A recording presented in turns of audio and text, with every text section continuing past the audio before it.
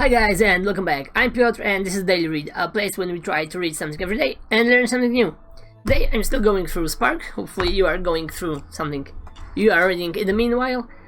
The chapter for today is the life list. There are a couple of points in this chapter because I already looked ahead, so bear with me, listen to the music, listen to my highlights, and be productive. Let's dig in.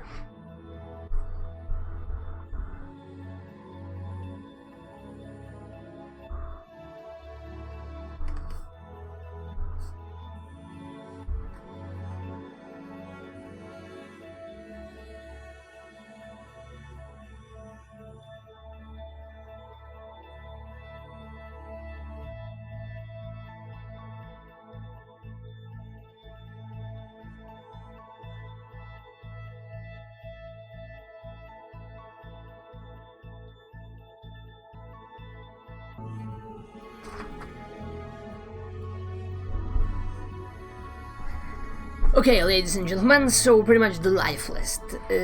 John writes here in, was it 8 or 9? In 9 points, what are the greatest benefits of actually moving, exercising, and having a pretty much busy physically life, meaning moving around.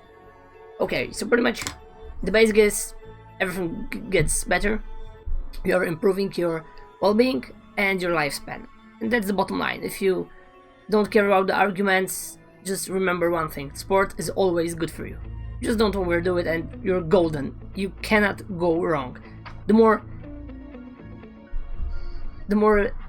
hardcore you go, the more hard the training is, the better it is for you. The more intense exercise, the better it is for you. The longer, also it will be better for you. But let's go with point number 1. It strengthens the cardiovascular system. Pretty much when you are moving, your blood vessels all around your body are pretty much being used a lot more intensely because the heart is pumping. And for example, in brain, there are very, very small veins, and if you, for example, sit on the couch all day and suddenly you start to move, they might just simply break, and then you have a hemorrhage inside your head and you might be out of the game. So this is pretty much the first part. All your body will feel better after an exercise because this is simply naturally strengthening everything inside you. And of course the brain. Additionally, if you exercise, Alzheimer's disease, depression, dementia will be a lot less of a part of your life. You can totally not have any of those because, and let's go through the rest of the points, you will be not overweight, usually at least, if you exercise, and you will take care of your health. So the second part, it regulates fuel, meaning that pretty much insulin and all the hormones you get from eating will not affect you as much, because if you exercise, you're actually able to burn all that glucose and that sugar that we usually have in abundance in our diets, and it's better for you and your body, because then you can actually have diabetes, and since you have diabetes, you have inflammation because there's too much insulin, then you can be insulin resistance, and then pretty much it goes down from there.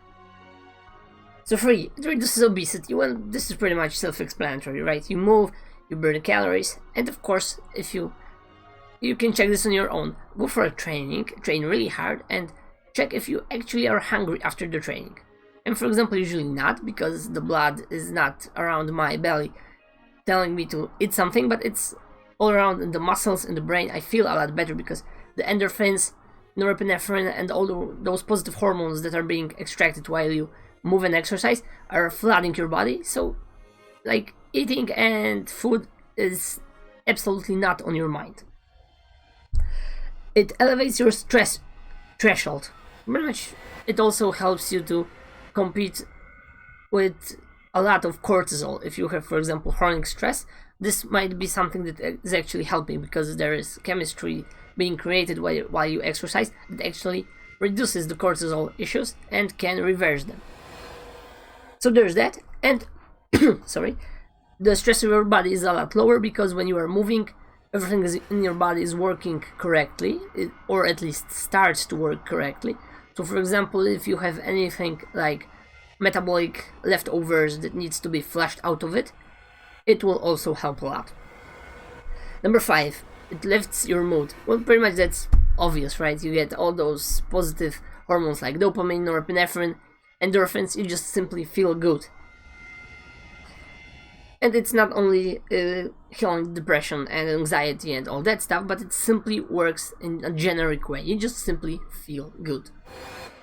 It boosts the immune system. Well, pretty much as you are stressing, it helps you to cope with all the cortisol. So pretty much we already discussed this because the point was elevate stress threshold, and it boosts the immune system. So actually it's maybe not the same, but the immune system in general, because when you are working out, you have a lot more T cells which actually are able to combat any bacteria and or viruses inside your body. Additionally, the most consistent risk factor of cancer is lack of exercise and movement. So pretty much if you will have cancer, or hopefully not, you probably didn't move enough, or you could move a lot more, or at least a little bit more, to have the chance a lot lower. So there's that. Think about that. It fortifies your bones. Well, obviously, if you are actually using your bones, it's pretty much like with your muscles, right? You use your muscles, they grow. You use your bones, your body knows that, okay, I'm using my bones, we need a little bit more calcium and vitamin D to actually reinforce this, because we are using them.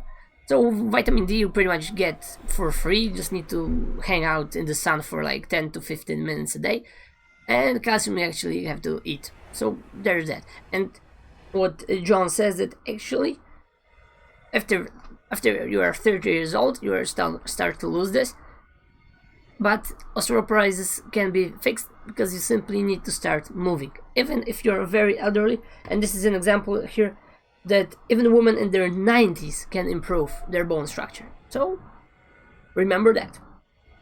It boosts motivation. So pretty much it's like you hit the gym, you have a challenge, right? If you are, of course, have a plan and you want to progress on something, then you are motivated because, hey, I actually did it. For example, I lifted 100 pounds and now I'm doing 105.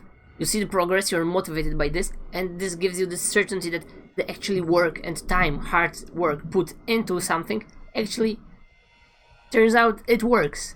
You have the benefits, you have a result, you can compare this and you feel good because you achieved something. So the fulfillment is awesome. This is the best feeling you can have. Dopamine and fulfillment of achieving something. And last part is it fosters neuroplasticity. So pretty much the more complicated the exercise, like for example aerobics or maybe even Olympic grade aerobics, this would be probably the best. The bottom line is that you need to think, like you need to use your brain in 3-dimensional thinking. So for example weightlifting is very good for that because you need to take care of your legs, your back, are you straight or not, how do you will actually grab the bar, will you use your thumb or not, then you need to actually lift the bar, hold it against your head up above and not fall down, not drop it, and correlate all the body at the same time. So it does involve a lot of mental power, and it actually stretches your brain because you have to think actively about this and use everything you can have, all the information to do this one simple thing. Maybe it's not simple as we are saying that, but it's still a single activity that requires a lot of effort. And pretty much the baseline is that, as your mother probably said, don't just sit there, go out and play. And yes, going out and play is pretty much one of the best things we all can do, according to that. And as you see, there are already 9 very hard points to just simply reap the benefits of exercising. So after reading this, I feel personally bad because I'm not exercising as much as I would like.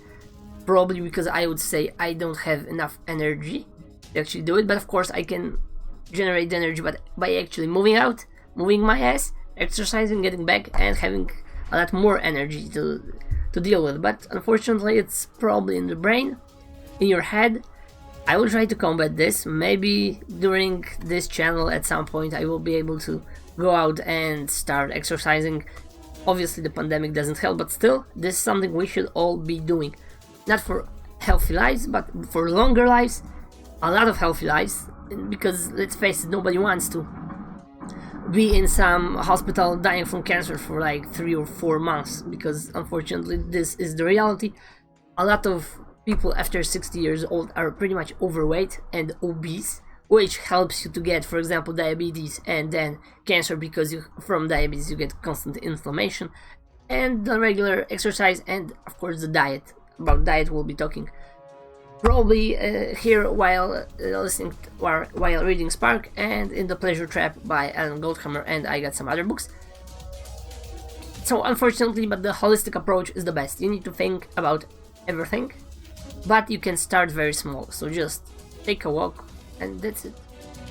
Actually, I think I will be able to do this like right now. Just get your ass up, get my ass up, and just simply go for a walk. So thanks for tuning in. I will catch you in the next highlights on the next day that we will be reading something and learning something, and hopefully we'll be able to form a habit based on what we learned. So pretty much we'll have the upper hand and our lives will get better. So see you later, and I'm going for a walk now.